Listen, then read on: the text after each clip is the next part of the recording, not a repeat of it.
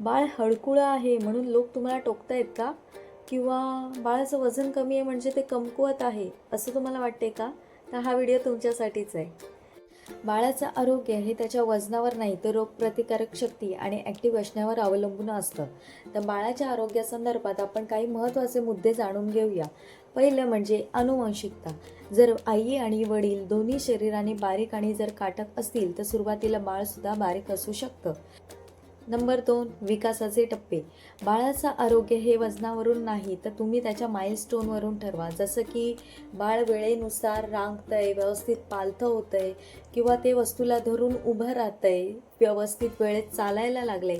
ह्या जर गोष्टी बाळ जर वेळेवर करत असेल तर तुमचं बाळ कम्प्लिटली हेल्दी आहे. तिसरा पॉईंट, ॲक्टिव्हिटी लेवल. जर बाळ सतत हालचाल करते, सतत दिवसभर खेळते तर ते बाळ ॲक्टिव्ह आहे आणि हेच उत्तम आरोग्याचं लक्षण आहे. नंबर 4, बाळ किती वाटी जेवतो यापेक्षा तो जे काही खातोय त्यातून त्याला कितपत पोषण मिळते हे जास्त महत्त्वाचं आहे. उगाच वजन वाढवणारे पदार्थ देण्यापेक्षा त्याला योग्य पोषण आणि सकस आहार द्यायला हवा.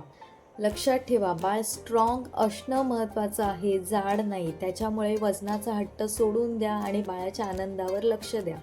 उगाच बाळाला वजन वाढवण्यासाठी नको ते एक्सपेरिमेंट प्लीज करू नका. आणि जर व्हिडिओ आवडला असेल तर इतर पालकांसोबत सुद्धा शेअर करा.